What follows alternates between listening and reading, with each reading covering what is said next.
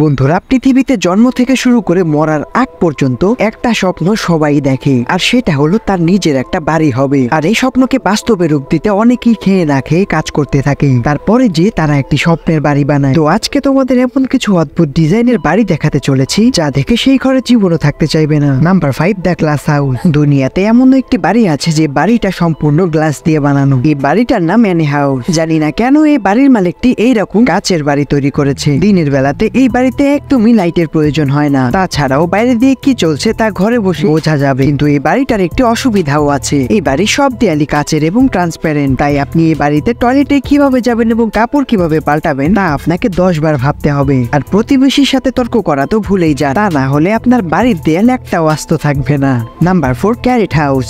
আপনারা কয়েকবার এলাকাবাসীদের নিজেদের মাঝখানে জমি নিয়ে তর্ক করতে দেখেছেন, কিন্তু আপনারা কি কখনো দুই বিল্ডিং এর মাঝখানে ছোট আরো একটি বিল্ডিং দেখেছেন? যেটা হলো দুনিয়ার সব থেকে চওড়া ঘর, যেটার নাম হলো ক্যারেট হাউস। ক্যারেট হাউস চওড়ায় 52 সেন্টিমিটার থেকে 152 সেন্টিমিটার। এটা দেখে আপনার মনে হতে পারে যে এটার ভিতরে না আছে বেডরুম, না আছে বাথরুম, না আছে কিচেনের ব্যবস্থা, কিন্তু এই সব কিছুর সুবিধাই এই ঘরে রয়েছে। অবশ্যই এই ঘরে আপনাকে থাকতে হলে অনেক কিছুর অভ্যাসই পাল্টাতে হবে। এই ঘরে থাকার থেকে অ্যাডজাস্টমেন্টই বেশি করতে হবে, তাই আমি যেখানে আছি সেই ঘরে অনেক ভালো। Number 3, the pool house. নাম শুনে বোঝা যাচ্ছে এটা কোনো পিলার অথবা খাম্বার উপরে দাঁড় করানো। এই ঘরের বেশিরভাগ জায়গায় কাঁচ এবং কাঠের তৈরি। এই ঘরে মানুষজন আজীবন থাকবে কিনা এই কথাটা আমি বলতে পারছি না, কিন্তু আপনি ছুটির দিনে যদি পরিবার নিয়ে এখানে বেড়াতে আসেন তাহলে আমি লিখে দিতে পারি যে আপনার মন একদমই ভালো হয়ে যাবে। অস্ট্রেলিয়ার ফেয়ার হ্যাভেন বিচের এই ঘরের ভিতর থেকে কাঁচের দেয়াল ভেদ করে আপনাকে সমুদ্রের সৌন্দর্য ব্যাকুল করে দেবে। কে কে এই পুল হাউসে যেতে চান অবশ্যই কমেন্ট করে জানাবেন। Number 2, just vision cliff house.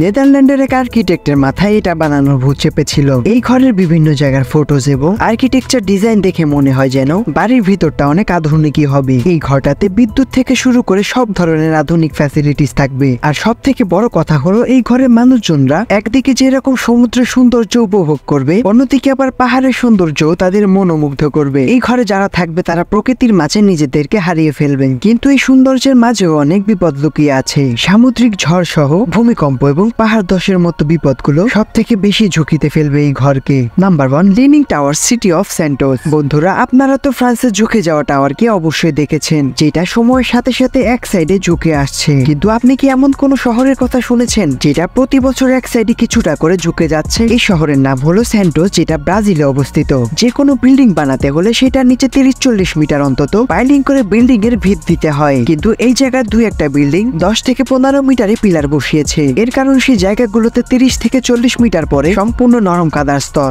সেই জন্য সেখানের কয়েকটা বিল্ডিং প্রতি বছর এক সাইডে বাকিয়ে যাচ্ছে, যেখানে থাকা জীবনের বাজি লাগানোর সমান। তো বন্ধুরা, সেখানে যাওয়ার আগে অবশ্যই আর্কিটেকচার হিস্ট্রি চেক করে তারপরে সেখানে থাকবেন। তো বন্ধুরা, এই ছিল আজকের কিছু অসাধারণ বাড়ি। এইগুলোর ভিতর থেকে তোমার সব থেকে কোন বাড়িটা ভালো লেগেছে সেটা অবশ্যই জানাবে, এবং বন্ধুদের সাথে সেখানে একটা ট্যুর দেওয়ার প্ল্যান করে ফেলো।